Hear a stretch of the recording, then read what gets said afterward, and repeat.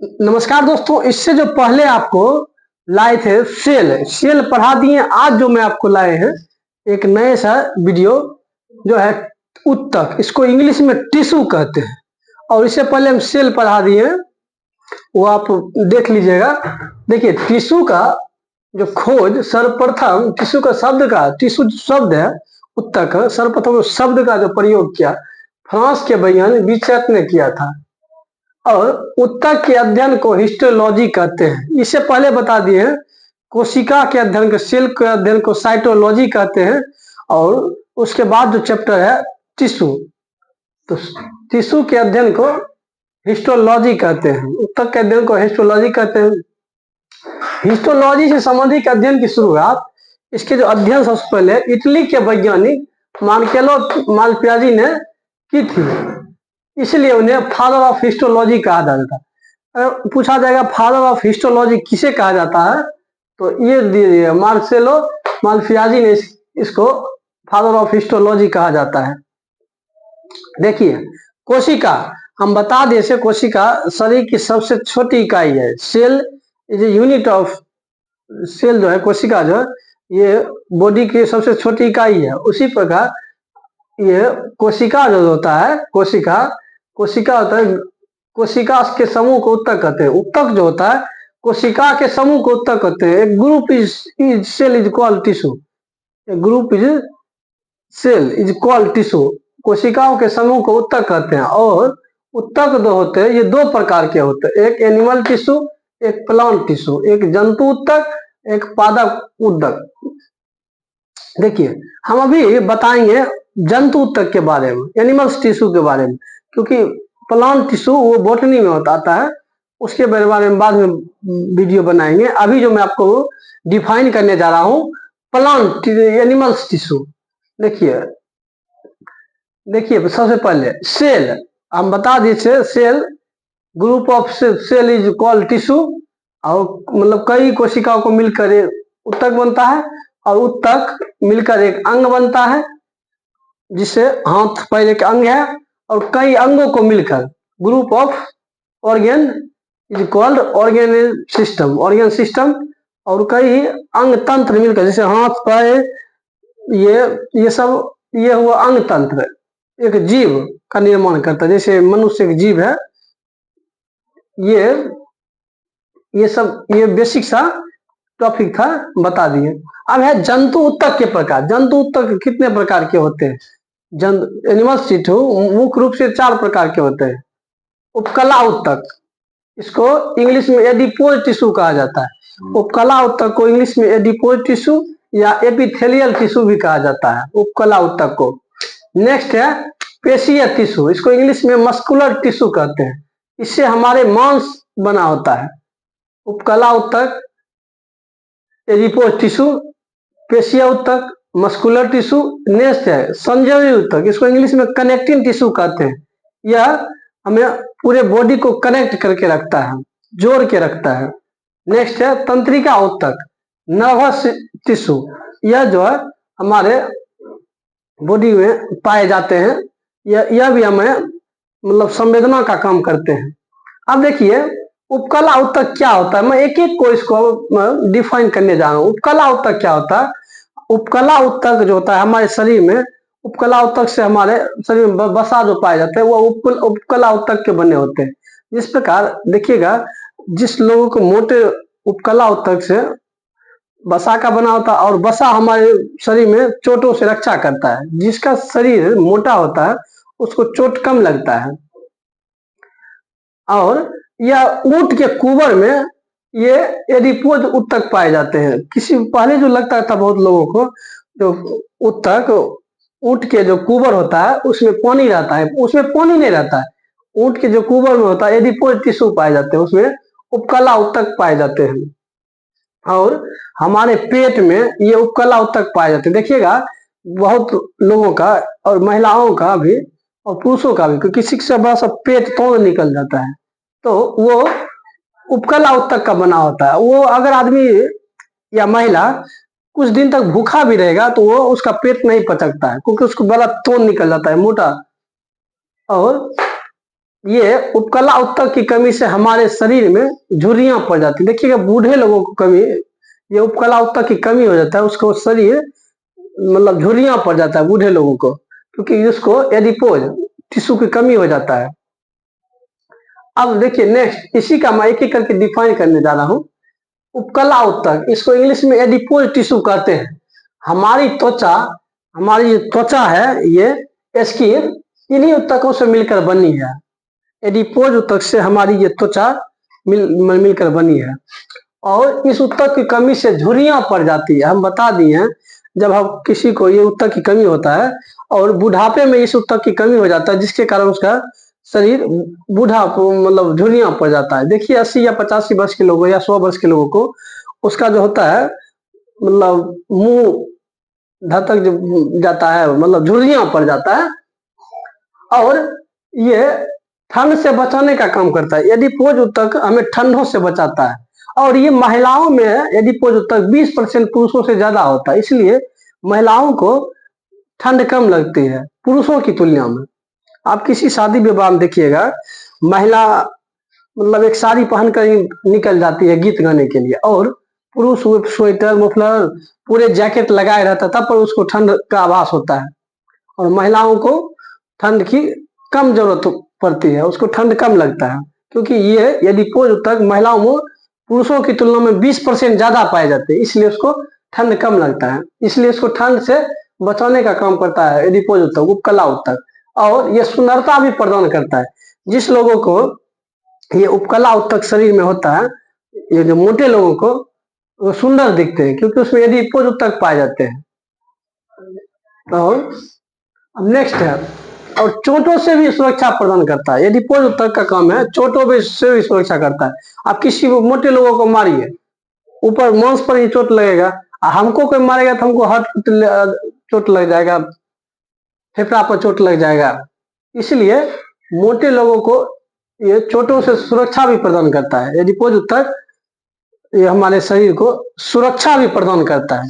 Next है, उपकला उत्तक 4 प्रकार के होते हैं। अब देखिए उपकला उत्तक इसके प्रकार अब ये भी 4 प्रकार के होते हैं। ऐसे बता दिए थे टिश्यू 3 प्रकार के, अब इसका आप डिफाइन करिए। उपकला उत्तक 4 प्रकार के होते हैं।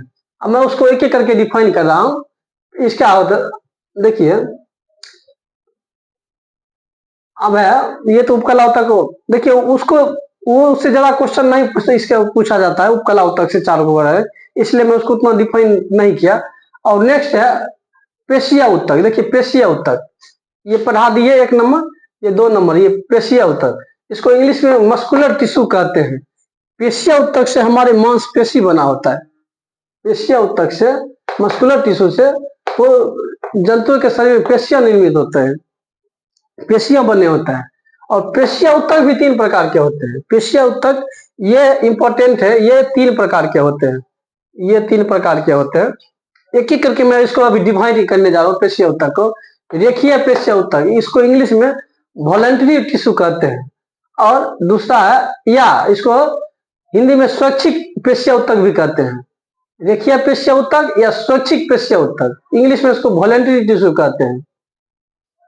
स्वैच्छिक पेशिया उत्तक यह हमारी इच्छा अनुसार कार्य करती है, इसलिए उसको स्वैच्छिक पेशिया उत्तक कहते हैं। जो हमारी इच्छा अनुसार कार्य करती है उसे हमें स्वैच्छिक पेशिया उत्तक कहते हैं। जैसे हाथ पैर, ये हमारी इच्छा अनुसार कार्य करती है। जैसे हम कभी हाथ को ऐसे मोड़ेंगे तब मुड़ेगा। और उसके बाद ये इनवॉल्यूटरी टिश्यू, इसको अस्वैच्छिक पेशिया उत्तक कहते हैं। जैसे ये हमारी इच्छा अनुसार कार्य नहीं करते। जिस प्रकार हम खाना खाते हैं और उसको कहेंगे आज नहीं तुम कल पचाना या 2 दिन के बाद पचाना, वो नहीं मानेगा, वो तुरंत आहार नाल में जाएगा, वो तुरंत पचने लगता है। तो हाथ पैर जो हमारे हुए हैं, हाथ पैर ये हमारे इच्छा अनुसार कार्य करता है। हम जब इसको हाथ को मुड़ेंगे तो मुड़ेगा, चलेंगे तो चलेगा। ये हमारी जो हमारी इच्छा अनुसार कार्य करती है उसे वॉलंटरी टिश्यू कहते हैं। हिंदी में इसको स्वैच्छिक पेशिया उत्तक कहते हैं।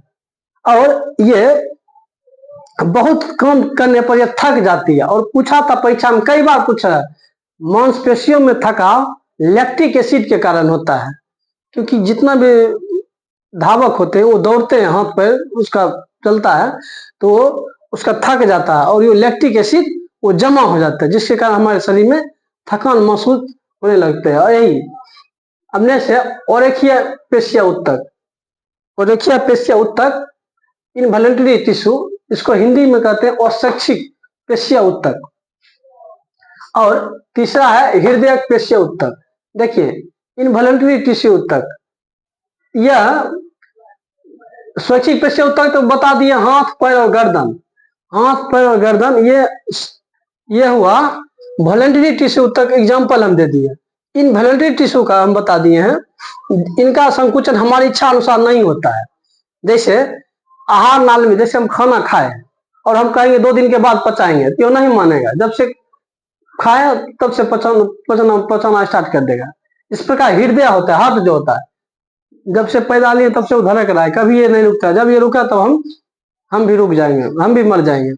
ये हमारी इच्छा अनुसार कार्य नहीं करता है। इसको इंग्लिश में इनवॉलंटरी टिश्यू कहते हैं। और कार्डियक टिश्यू, इसको इंग्लिश हिंदी में हृदय पेशी कहते हैं। इसको मैं अभी नेक्स्ट पार्ट में डिफाइन कर रहा हूं, तब तक आप स्क्रीन शॉट लीजिए, मैं नेक्स्ट पार्ट में इसको डिफाइन कर रहा हूं।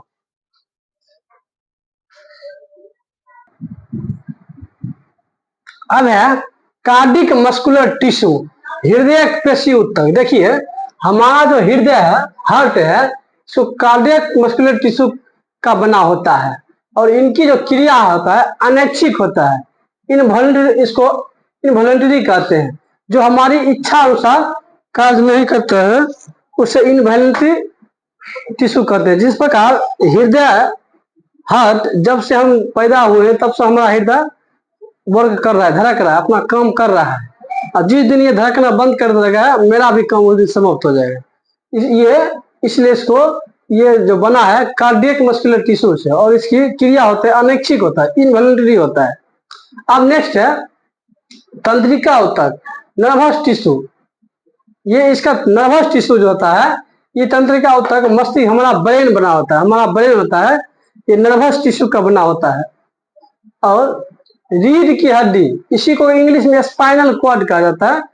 हमारा जो स्पाइनल कॉर्ड भी है, ये तंत्रिका उत्तक का बना हुआ है।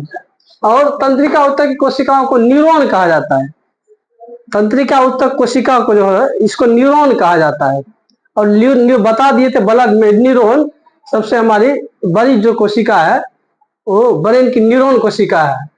और तंत्रिका उत्तक कोशिका में न्यूरॉन पाया जाता है। तो बता दिए हम तंत्रिका उत्तक के बारे में। हमारा मस्तिष्क तंत्रिका उत्तक का बना होता है, स्पाइनल कॉर्ड हमारा बना होता है, रीढ़ की हड्डी बना होता है। और अब है तंत्रिका उत्तक की कोशिका को न्यूरॉन कहा, इसको जो कोशिका को न्यूरॉन कहा जाता है। नेक्स्ट अब है संयोजी उत्तक, इसको इंग्लिश में कनेक्टिंग टिश्यू कहते हैं। कनेक्टिव टिश्यू इसलिए कहते हैं कि हमारे बॉडी को कनेक्ट करके रखता है, जोड़ के रखता है, संयोग करके रखता है। हम इसको पहले वाले वीडियो में बता दिए ब्लड के बारे में। इसको रक्त एक तरल संयोजी उत्तक है। ये जो है लिक्विड कनेक्टिंग टिश्यू है, और ये हमारे बॉडी को कनेक्ट करके रखता है, जोड़ के रखता है। अब देखिए इसमें जो पाए जाते हैं संयोजी उत्तक कौन कौन है? अस्थि, इसको इंग्लिश में बोन कहते हैं। कार्टिलेज, इसको हिंदी में उपास्थि कहते हैं। लिगामेंट और टेंडन, और ये ब्लड। संयोजी उत्तक भी ये इसका प्रकार बता देंगे, ये सब इसका प्रकार ये है। देखिए अस्थि, इसको इंग्लिश में बोन कहते हैं, शरीर का प्रोटेक्शन और मूवमेंट का कार्य करता है। प्रोटेक्शन, आपके शरीर में अगर हड्डियों नहीं होता, बोन नहीं होता, तो आपको एक झोले में बंद करके रख सकता था, क्योंकि हमारे हड्डियों जो है ये प्रोटेक्शन का काम करता है। ये हमारे, जिस प्रकार हार्ट का भी पूरे हड्डियां हमारे शरीर को सुरक्षा प्रदान करता है। नेक्स्ट है आरबीसी और डब्ल्यूबीसी का फॉर्मेशन का काम करता है। हम बता देते ब्लड में ये आरबीसी और डब्ल्यूबीसी का फॉर्मेशन का कार्य करता है।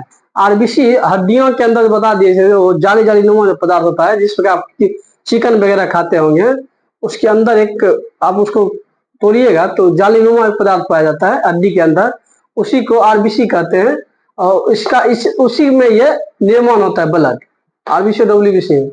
बोन हमारे अंदर मिनरल्स को स्टोर करके रखता है। हड्डियां जो होता है, हड्डियों के अंदर बहुत से मिनरल्स होते हैं, वो स्टोर करके रखते हैं। इसलिए क्या उसमें जो कैल्शियम और फास्फोरस, ये दो मिनरल्स है, यह कैल्शियम मजबूती प्रदान करता है। और फास्फोरस का क्या काम है? फास्फोरस के देखिए, जिसके शरीर में फास्फोरस ज्यादा रहता है उसको आग जल्दी पकड़ता है। आप सुने होंगे बहुत देहात में करता है, किसी मुर्दे को ले जाता है जलाने के लिए तो कौन कहता है उसको, मतलब ये नहीं जला, ये पापी आदमी था। ऐसा बात नहीं है। जिसके शरीर में फास्फोरस की मात्रा ज्यादा होता है उसका आग तेजी से पकड़ता है, उसको आग जल्दी पकड़ता है। तो बता दिए हम संयोजी उत्तक, कैल्शियम और फास्फोरस पाए जाते हैं बोन्स में। अब नेक्स्ट है उपास्थि, कार्टिलेज, नरम हड्डी को उपास्थि कहा जाता है। जिससे नरम हड्डी हमारे कान में जो ये है नरम हड्डी, उसको उपास्थि कहा जाता है। नाक में जो हड्डियां हैं उसको उपास्थि कार्टिलेज कहा जाता है। अब टेंडन, टेंडन देखिए ये कई बार एग्जाम में, बिहार दरोगा के भी एग्जाम में पूछा गया, टेंडन किसे कहते हैं? टेंडन हड्डियों को मांसपेशी जो जोड़ता है, कनेक्ट करता है। ये कई बार बिहार दरोगा एग्जाम में पूछा गया, बिहार पुलिसों में पूछा गया है। हड्डियों को मांसपेशी से जो जोड़ता है उसको टेंडन कहा जाता है, और हड्डियों को हड्डियों से जोड़ता है उसको लिगामेंट कहा जाता है। ये बहुत से एग्जाम में पूछा गया, बिहार दरोगा में तो 2 बार पूछा गया, क्योंकि मैं बिहार दरोगा का एग्जाम दिया था तो ये क्वेश्चन पूछा था। हड्डियों को मांसपेशी से कौन जोड़ता है? तो टेंडन का काम है हड्डियों को मांसपेशी से जोड़ता है। और हड्डियों, लिगामेंट हड्डियों को हड्डियों से जो जोड़ता है, कनेक्ट करता है, उसको लिगामेंट कहा जाता है। लिगामेंट को हड्डियों से हड्डियों जोड़ने वाला। अब ब्लड, नेक्स्ट है ब्लड। देखिए ब्लड यह हमारे शरीर में पाए जाने वाले एकमात्र संयोजी उत्तक है। ब्लड जो है हमारे, हम बता दिए थे ब्लड चैप्टर में, उसको एक एक डिफाइन करके बता दिए हैं। आप नहीं अगर देखे होंगे तो ब्लड क्लिक करके देख लीजिएगा यूट्यूब पर, हम ब्लड चैप्टर इससे पहले बनाए हुए हैं। ये जो है हमारे शरीर में लिक्विड कनेक्टिंग टिश्यू है।